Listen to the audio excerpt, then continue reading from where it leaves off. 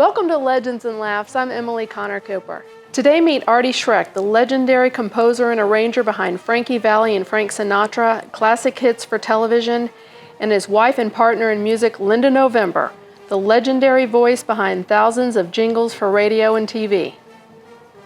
I know a thing or two about show business. You could say it's in my blood. I was born and raised in Texas, made my way to New York City to study at NYU, and I landed a job as a producer with NBC, CBS, and even on Broadway. In addition, my life became a lot more interesting when I met Pat Cooper at the Friars Club.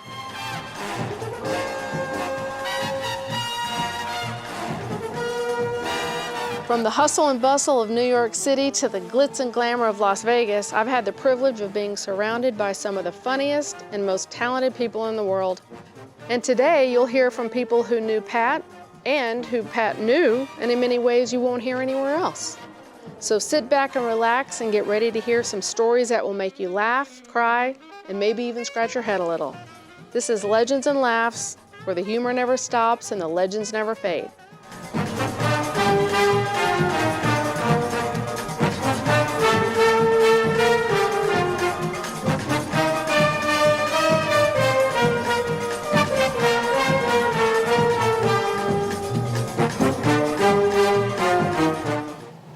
Hi, welcome to Legends and Laughs. I'm Emily Connor Cooper, and today we have two very special guests. They are a power couple in the music industry for sure, and my two very good friends, Linda November and Artie Schroeck. Welcome to the show. So you started out very young with your brothers.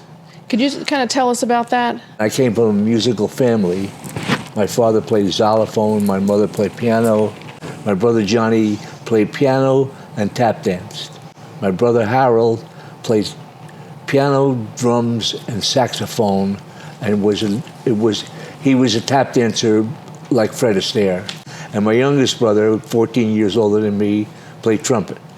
And you were very young when you started out playing piano. I had no choice. Yeah. I had no choice. How old were you? Four maybe. The time I was maybe 6 years old, I had lessons every day. Yeah, and you played with Louis Prima when you were young, you and your brothers, is that right? When he had his big band, not when he was at the Sahara. He had a big band at the time. My brother and I had an act, the middle brother. He played piano, and I played drums, and we tap danced together. And Gene Krupa saw us, and he hired us to be part of his show. And then also Louis Prima did the same thing later on. A little late, maybe a year later. You ran into Lionel Hampton, is that right? Yeah. In a music store? Yeah, in a music store. I was sitting there. I used to want to buy Hammond organs, but I couldn't afford it at the time. But I was sitting. I said, "Let me try an organ out." And Hampton walked into the music store, and sat down at the piano and started playing. He played with two fingers, like the vibraphones, and when he did that, after we were finished, he came over to me and said, "Come to the Riviera tonight, you're joining my band." Wow. And that was it. Pat loved Lionel. He thought he was such a nice man, very talented. Wonderful man. Yeah. Wonderful man. We settled down in Lake Tahoe, and I got a call from an old friend of mine, and he said, I need you to help me in the music business. And I left Lake Tahoe, went back to Jersey, and went to New York to work with him. You worked with the Four Seasons, but you also worked with Paul Anka, The Lovin' Spoonful, Neil Diamond. And Lou Christie. Lou Christie. Yeah, in fact, I was ghosting for this guy. He needed help. I was supposed to do B-sides and stuff like that for him, and he would still get the credit for it. It was a ghost situation. And he gave me all four arrangements on a session, and it was the first arrangement I actually did. And I did all four arrangements, and it was Lou Christie, and it was Lightning Strikes. Oh, yeah. I had the #1 record, but he took the credit, because that's what ghost writers do. Right. Well, you did a couple of very famous songs. I've Got You Under My Skin, and I Can't Take My Eyes Off of You for the Four Seasons. Yes, I did. The promos that you did for ABC back in the early 80s. Right. Did you write those? Yes. Those were amazing. Wrote, arranged, and sang on. They were like mini films. Yeah. They were They so were fabulous. entertaining. Yeah. They were marvelous. And I'll tell you a story about how I wrote that song. I was in an elevator going to the 20th floor, and I got to the 20th floor, and the guy gave me the copy for it, the lyrics and everything. And so I said, oh, thanks. And I hated attaché cases and stuff. So I put it in my back pocket. I got on the elevator, took it out, opened it up, got to the lobby, pushed the 20th floor, went up, and sang the song for him. Wow. And Yeah. when you wrote jingles, usually 5 people wrote, and the people picked the best song. Mm-hmm. In that case, he told the other 4 people, "Don't bother, we got the song." Right. And it was "Now is the time, Yeah. ABC is the place." That was the song. Right, and then there was Come On Along with ABC. That was the next year. Yes, they were amazing. One of the big commercials that you did, though, was the Coke commercial. Which one? There was the Mean Super Joe Bowl. Green? The Mean Joe Green was Yeah. a very famous Super Bowl That's commercial. iconic. And of course, the biggie was the Meow Mix commercial. Sure was. So that was Jerry Della Femina's ad firm, is that right? It was Della Femina and Partners, and it was Ron Travisano, who just recently passed away. And you're from Brooklyn, and tell us how you got started. You went to Juilliard at 15, but you were playing. No, I went to Juilliard when I was like 17. Mm-hmm. But that wasn't for me. Mm-hmm. So the teacher I was working with, I started to work privately with her. And she just taught all the opera singers. And so I would come in, and of course I really was an opera singer. My mother played piano, and she used to play stride piano, like this, you know, which is great. So she used to play Mississippi Mud. When the sun goes down, the tide comes out, people go around. So one morning, a Saturday morning, about 7 a.m., after my mother was playing cards the night before, with a visor and a cigarette hanging out of her mouth, so everybody knew you don't wake Eleanor November. Mommy. So she was in one end of the house, so I sat down. I started to play Mississippi Mud just like my mother. This little four-year-old with big glasses, and my legs are hanging the Steinway. And my cousin Richard my mother's sister lived upstairs, and my cousin Richard comes down, "Aunt Ellie," and he goes, "Oh my God, it's Linda." Oh, he runs in the back, wakes up my mother, and my mother said, "This better be good. This better be good, Richard, because you're a dead person." He said, "Come with me." And she goes, "I knew it. I knew she was a genius. I knew it." And it started from there. And then I would sing, and she would accompany me and play for me, and I started to study piano. And then I was thinking about becoming a concert pianist, but I wanted long nails, so... You look great. Thank you.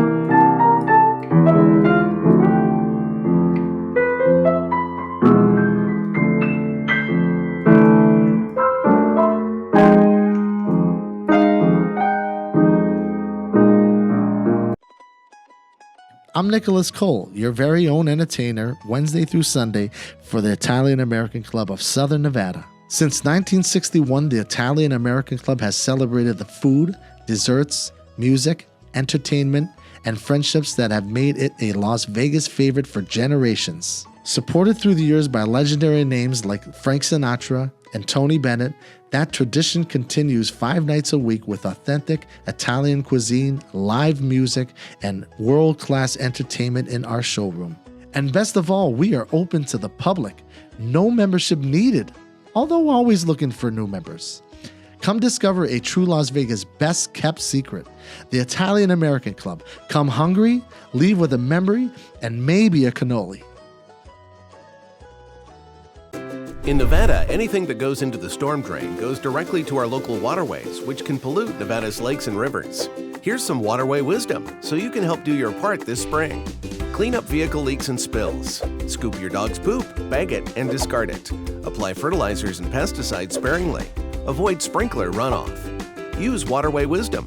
And remember, only rain should go into the storm drain. Join us in working together to preserve our water resources for future generations of Nevadans.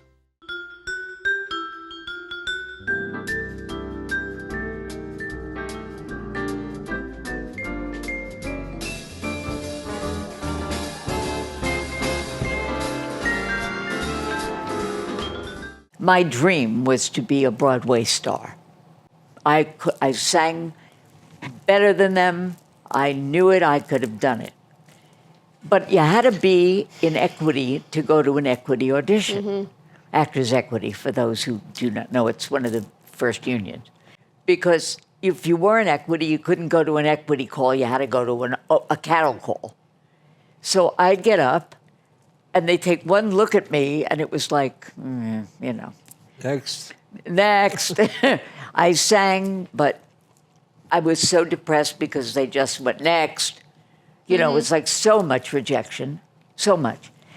And this guy was sitting in his chair. His name was John Rosenfeld, and he happened to be the music, the entertainment reporter for the Dallas Morning News. So he's sitting there soaking in the old whirlpools that they don't have anymore. And Uncle Saul says, Linda, let's sing for him. I need a piano.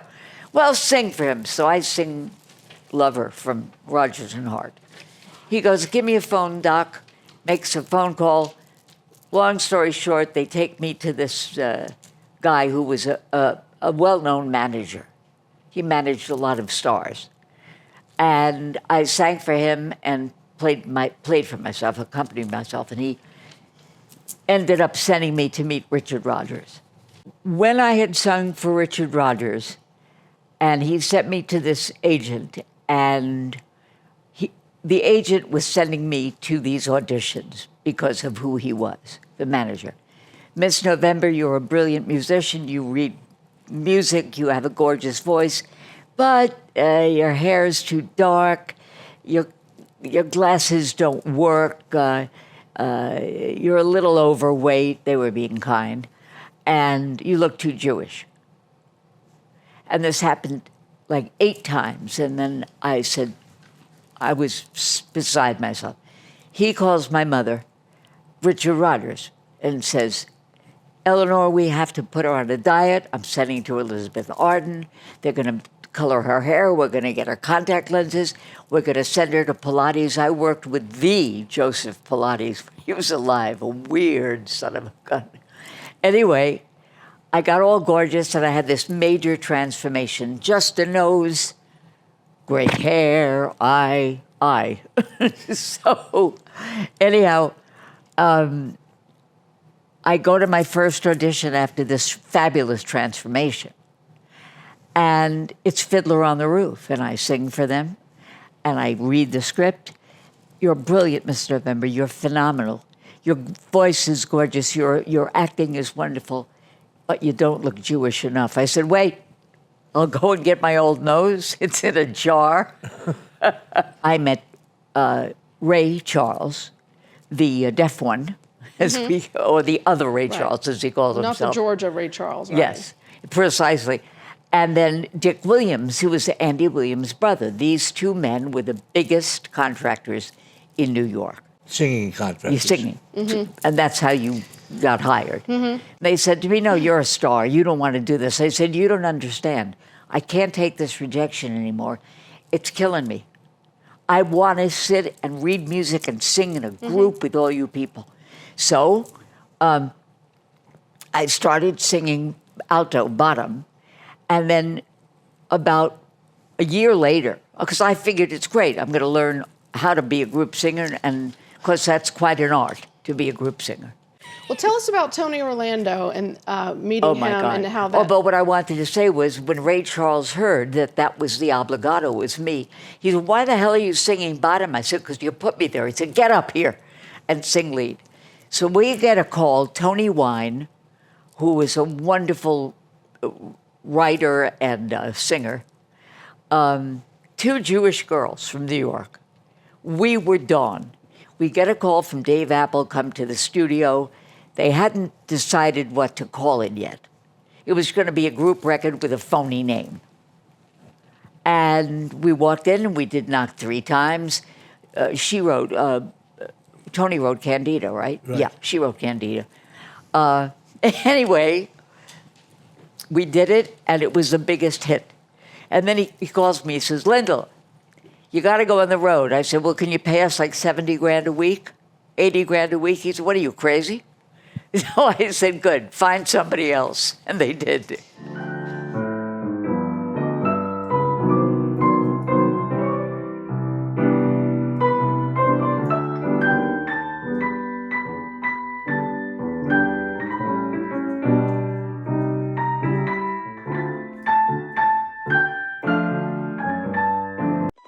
Hello, I'm Emily Connor Cooper for the Italian American Club of Southern Nevada. Since 1961, the Italian American Club has celebrated the food, desserts, music, entertainment, and friendships that have made it a Las Vegas favorite for generations. Supported through the years by legendary names like Frank Sinatra and Tony Bennett, the tradition continues 5 nights a week with authentic Italian cuisine, live music, and world-class entertainment in the showroom. Best of all, they're open to the public and no membership is required. Discover a true Las Vegas best-kept secret, the Italian American Club. Come hungry, leave with a memory, and maybe a cannoli.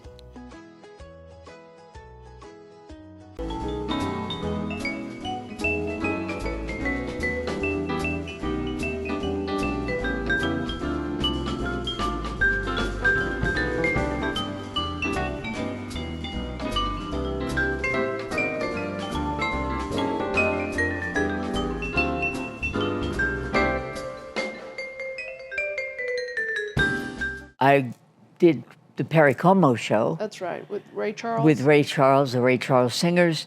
That was the Kraft Music Hall, so we did Perry. Then I was a Young American. Then I was a Ray Conniff, the Gonniff. We used to call him Ray Conniff, yeah. Ray Conniff, the Gonniff. Okay, I didn't know you were with them. Everybody was freelance. So nobody was in the group. The Ray Charles Singers were 25 people, 13 and 12. Hey, I did it right. Son of a gun, I didn't need my accountant. So I did all that, and then we did a lot of record dates, and I worked with Doc Severinsen, and I didn't know that these guys were like famous Bobby Haggart jazz musicians. I just knew they were great, and it was just fabulous. There was one time that Judy Garland was on the Como show, and Bill Cosby, who was just starting. And he kept calling her Maud. "Hey, Maud." And she was out, gone. And Ray Charles came to me and said, "Judy is not going to be able to do her opening number. You have to sing it." Wow. Thank God I have perfect pitch and a photographic memory. If you feel like singing, sing. Tra-la-la, your cares away. Okay. When it was her spot, the whole room was dark, the studio, NBC in Brooklyn. And there was this spot right on her, and she was like in this velvet silhouette. You know how she looked. And she got up, and it was magic. It was magic. You didn't know how stoned she was. You didn't know how drunk she was. She was just the greatest pro. And then I got my first jingle, and it was, "Oh, Fab, they put real borax in you." Okay? It was network radio.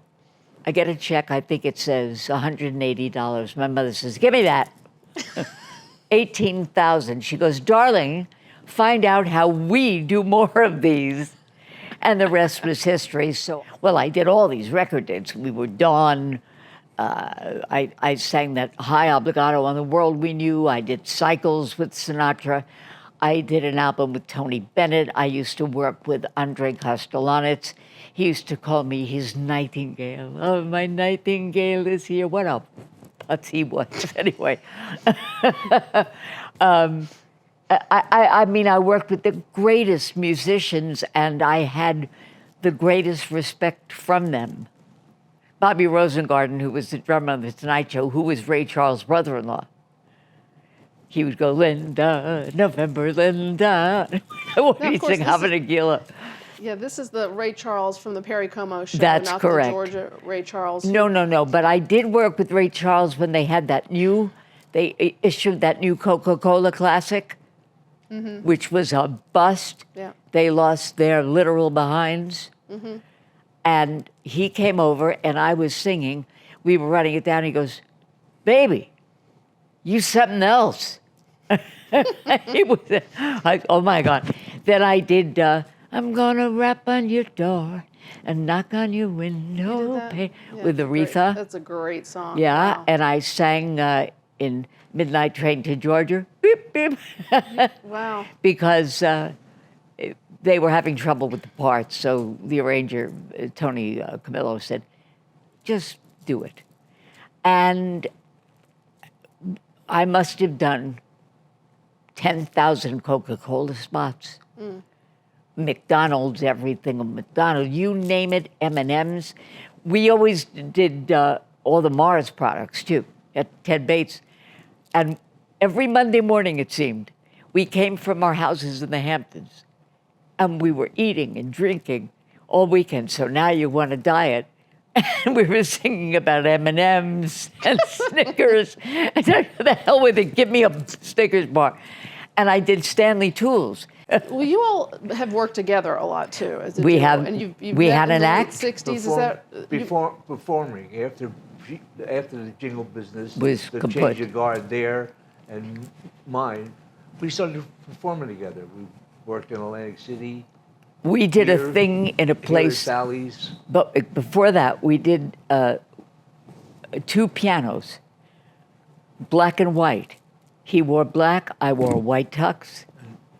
Black piano, white piano, and a friend of ours, of Artie's, came to see us, and he goes, oh my God, you guys should be working in Atlantic City.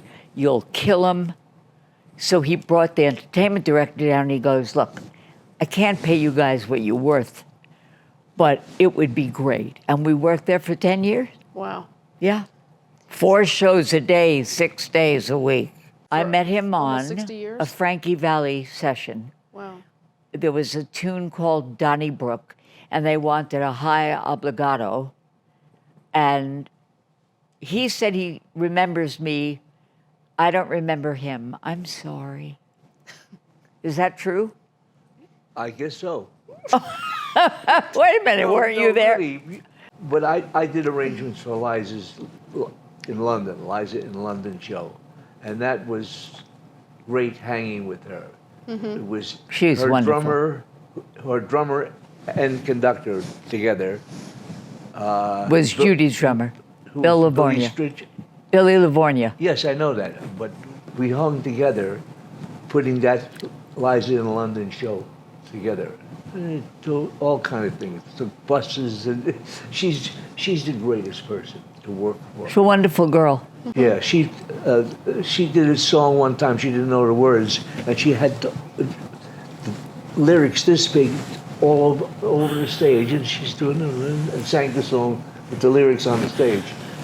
And one time we were in, I think, Syracuse, and she rented bikes for the whole band to go bike riding. Yeah, Oh, nice. And made sandwiches herself. And we talked a little bit about the ABC promos that you did in the early 80s.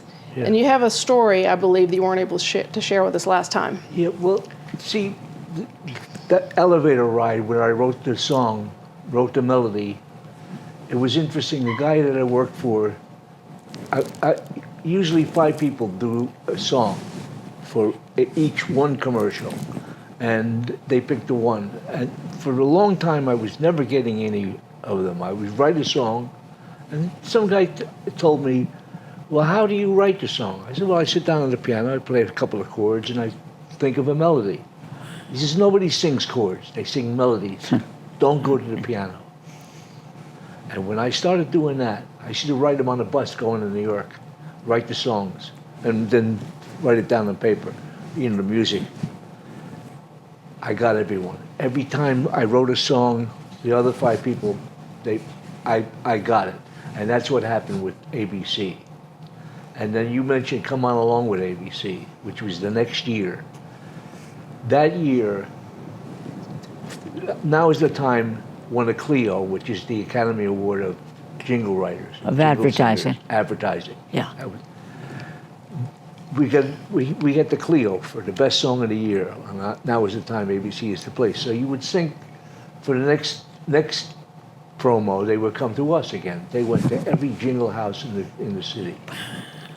So we were, Of which there were about 30. Now we weren't. I was writing against 4 other people. I was writing against the whole city, whole New York, advertising people. And so they wanted Irving Berlin's Come On Along. Alexander's Ragtime Band. Alexander's Ragtime Band. So he was a pain.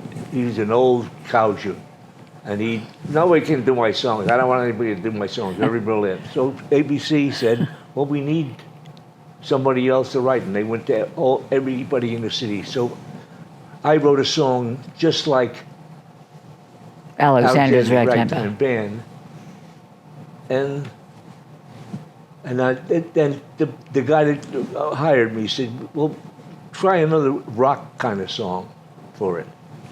So when it came down to everybody in town was writing for this thing, they came down to 2 songs, and they were both mine. Wow.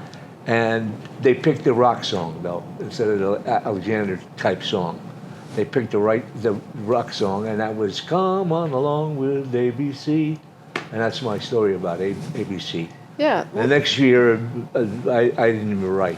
It was spectacular. Yeah, It really was. Both yeah. of That those whole were. thing. Yeah. And I mean, That whole era, production, it was yeah. golden. yeah. There's a picture we have of Pete Barbuti with you, Yeah. who's a close friend. Oh, I love that man. One of the nicest. Love that man. Brilliant, Yeah, extraordinary. yeah, he really is. He worked Still. opposite Pete. There's a great picture of us at Pete Barbuti's birthday with the birds that we have. Yes. That was a fun night when he performed. He was amazing on his 90th birthday. He got up there and He just is killed just- it like he always, He brilliant. did. So So hip, so brilliant. yeah, and just a kind man. So there's so much more we can talk about, but I hope you all will come back another time because we're out of time today. I'm running out of clothes. Yeah. We'd be more than thrilled. Let's go out to dinner again soon. You got and, it. You got it. And thank you all again for being here. I really pleasure. appreciate it. It's our always pleasure. fun. It's our honor. Thank you. All right. That's all the time we have today. Thank you all for joining us. We'll see you next time on Legends and Laughs.